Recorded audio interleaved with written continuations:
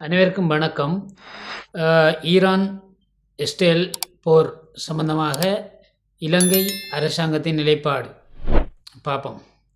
இலங்கை அரசாங்கத்தின் நிலைப்பாடு குறிப்பாக கடந்த ஆட்சியாளர்கள், அதாவது ராஜபக்ஷ ஆட்சியாளர்களுக்கான உதவியை ஈரான் செய்ததாக தமிழர்களின் குற்றச்சாட்டு. 2009ஆம் ஆண்டு ஈழப்போர் இறுதிக்கட்ட போரில் ஈரான், இஸ்ரேல் போன்ற பல நாடுகள், ஏன் அமெரிக்கனும் கூட தமிழினத்தை அழிப்பதற்காக ஆயுதங்கள் வழங்கி உதவி செய்ததாக குற்றச்சாட்டுகள் இருக்கின்றது. அக்குற்றச்சாட்டுக்கள் இருக்கின்ற காரணத்தினால பெரும்பாலும் இலங்கை வாழுகின்ற ஈழத்தமிழர்கள், புலம்பெயர்ந்து வாழுகின்ற தமிழர்கள் இப்போரை எதிர்க்கவும் இல்லை, ஆதரிக்கவும் இல்லை, நடுநிலையாக இருக்கின்றார்கள். ஏதாவது நடக்கட்டும், தமிழ் இனத்துக்கு செய்த பாவம் அப்படி என்று சொல்லியிருக்கின்றார்கள். ஆனால் சிங்கள தரப்பை பொறுத்த வரைக்கும், குறிப்பாக ராஜபக்ஷ தரப்பை பொறுத்த வரைக்கும் இதை வன்மையாக கண்டிக்கின்றார்கள். அவர்கள்தான் 2009ஆம் ஆண்டு யுத்தம் இடம்பெறுவதற்கு அங்கிருந்து ஈரான், இஸ்ரேல் போன்ற நாடுகளிடம் ஆயுதங்களும் இராணுவ உதவிகளும் பெற்று ஈழப்போரை முடிவுக்கு கொண்டு வந்தவர்கள். தமிழனை கொள்வதற்காக பல நாடுகளின் உதவியை பெற்றவர்கள். அவர்கள் உதவி செய்த காரணத்துக்காக, அந்த விசுவாசத்துக்காக இவர்கள் அப்போரை, இஸ்ரேல் ஈரான் மீது நடத்துகின்ற போரை ஈரானுக்கு ஆதரவாக மஹிந்த ராஜபக்ஷ குடும்பம் ஆதரவாக இருக்கின்றது, வன்மையாக கண்டிக்கின்றது, போரை நிறுத்தச் சொல்லி கோருகின்றது. அதுக்கடுத்த கட்டமாக சஜித் பிரேமதாசா மிகவும் மௌனமாக கடந்து செல்லுகின்றார். இப்போரை முடிவுக்கு கொண்டு வர வேண்டும், மத்திய கிழக்கு நாடுகளில் வாழுகின்ற இலங்கையர்களுக்கான பாதுகாப்பு வேணும் என்கின்ற மேல்பூச்சான ஒரு விஷயத்தை சொல்லி கடந்து செல்லுகின்றார். தற்போது ஆட்சியில் உள்ள அரசாங்கம் எந்த விதமான இது சார்ந்து எந்த விதமான ஒரு அறிக்கையோ எந்த விதமான ஒரு கண்டனமோ விடாத நிலையில் கடந்து செல்லுகின்றது. அரசாங்கத்தில் உள்ள ஒரு அமைச்சர் கூறியிருக்கின்றார், இந்த போரை முடிவுக்கு கொண்டு வர வேண்டும், வன்மையாக கண்டிக்கின்றோம் என்ற மாதிரி. ஆனால் தலைமைத்துவம், மதிப்புக்குரிய அனுரகுமார திசாநாயக்க ஜனாதிபதி அவர்கள் எந்த விதமான ஒரு கண்டனமோ எந்த விதமான ஒரு பேச்சும் இது சார்ந்து பேசவில்லை.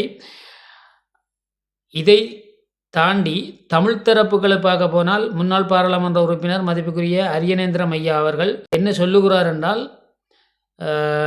ஈழ விடுதலை போராட்டத்தை 2006 தொடக்கம் 2009ஆம் ஆண்டு வரைக்கும் உக்கிரமடைந்திருந்த போராட்டத்தை இந்த இஸ்ரேல், இஸ்ரேல் போன்ற நாடுகள் சேர்ந்து தான் எமது போராட்டத்தை அழித்தார்கள், ஆயுதம் வழங்கினார்கள் என்கின்ற ஒரு குற்றச்சாட்டு இருப்பதாகவும், அதோடு அமெரிக்கனும் உதவி செய்ததாகவும், இதே போன்று பல நாடுகள் 25க்கு மேற்பட்ட நாடுகள் உதவி செய்து தான் எமது ஈழப் போராட்டத்தை அளித்ததாகவும், அவர்கள் அன்று செய்த இந்த அநீதிக்குத்தான் இன்று தண்டனை அனுபவிக்கின்றார்கள் என்கின்ற மாதிரியும் முன்னாள் பாராளுமன்ற உறுப்பினர் அரியநேந்திரன் ஐயா ஒரு கருத்தை இன்று சமூக ஊடகங்களில் வெளியிட்டிருக்கின்றார். அதனைத் தொடர்ந்து முஸ்லிம் சார்ந்து இலங்கையில் வாழுகின்ற முஸ்லிம் சகோதரர்கள் என்ன கூறியிருக்கின்றார்கள் என்றால், ஈராக் மீது நடத்துகின்ற இந்த போரை வன்மையாக கண்டிப்பதாகவும் முஸ்லீம் காங்கிரஸின் தலைவரும் பாராளுமன்ற உறுப்பினர் ரவுபாக்கி மையாவும் கூறியிருக்கின்றார். அகில இலங்கை காங்கிரஸ் கட்சியின் தலைவருமாகிய ரிஷாட் பதியுதீன் அவர்களும் இது சார்ந்து கூறியிருக்கின்றார். இன்னும் ஒரு முஸ்லீம் அமைச்சரும் இது சார்ந்து கூறி, அப்படி பலரும் இது சார்ந்து கருத்துக்களை தெரிவித்திருக்கின்றாங்க, இஸ்லாமியர்கள் சார்ந்து. இதில் என்ன பார்க்க போகிறோமா இருந்தால், சிங்களவர்கள் இந்த ஈழப்போரை அழிப்பதற்கு இஸ்ரேலிடமும் ஈராக்கிடமும் பல நாடுகளிடம் உதவிகளை பெறும்போது, இந்த இஸ்லாமியர்களும் இன்று கண்டனம் தெரிவித்து ஆதரவு தெரிவித்து ஈராக் தலைவர் செத்ததுக்கு நினைவு கூறுகின்ற இந்த இவர்களும் சிங்களவர்களும் அன்று தமிழர்கள் அழிந்து கொண்டிருக்கும் போது, தமிழர்கள் யுத்தத்தால் பாதிக்கப்பட்டிருக்கும் போது, தமிழர்கள் காணாமாக்கப்படும் போது, தமிழர்கள் கொத்து குண்டுகளால் அழிக்கப்படும் போது ஒருவர் அழித்தால் அடுத்தவர் பார்த்து சிரித்து கொண்டிருந்தார்கள். சிங்களவர்கள் அழிக்கும் போது இஸ்லாமியர்கள் இன்று ஆதரவு தெரிவிப்பவர்கள் சிரித்து கொண்டிருந்தார்கள். என்று தங்கள் இனம் மதம் சார்ந்து ஒருவருக்கு அடி விழும்போது அவர்கள் கண்டனம் தெரிவிக்கின்றார்கள். அரசாங்கம் ஏதும் கதைக்கவில்லை என்று அரசாங்கத்திற்கு குற்றம் சாட்டுகின்றார்கள்.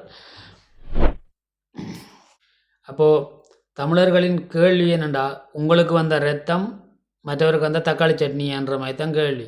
அப்போ இதே யுத்தம் இலங்கையில் சிறுபான்மையினமான தமிழர்கள் அழிந்து இரத்தம் சதையாக தோலுமாக எலும்புமாக இழுபட்டு கிடக்கும்போது எந்த ஒரு இஸ்லாமியர்களும் கண்டனம் தெரிவிக்கவில்லை, எந்த ஒரு சிங்களவர்களும் கண்டனம் தெரிவிக்கவில்லை, எவரும் இந்த போரை நிறுத்தும்படி கூறவில்லை. எல்லாரும் வேடிக்கை பார்த்து காத்திருந்தவர்கள். என்று இது இலங்கையை பொறுத்த வரைக்குமான செய்தி. என்று ஈராக்கில் போர் நடக்கும்போது பல கண்டனங்களும் தெரிவிப்பதோடு அரசாங்கம் கண்டனம் தெரிவிக்கவில்லை என்றும் கூறுகின்றார்கள். இதிலிருந்து என்ன விளங்குது? தனது தாய்நாட்டில் உள்ள ஒரு இனம் தன்னோடு ஒப்பிட்டு பார்க்கும்போது ஒரே மொழி பேசுகின்ற ஒரே இனம் தமிழினம் அழியும் போது வேடிக்கை பார்த்திருந்தவர்கள் இன்று தங்கள் மதம் சார்ந்தவர்கள் அழியும் போது என்று குக்குரலிடுகின்றார்கள். எது எப்படி இருக்கணும், இது சார்ந்து விமர்சனமும் இல்லை, எதுவும் பேசவும் முடியாது. ஆனால் இது இலங்கை அரசாங்கமும் இலங்கை அரசியல்வாதிகளின் நிலைப்பாடைத்தான் நான் தற்போது கூற வந்தேன்.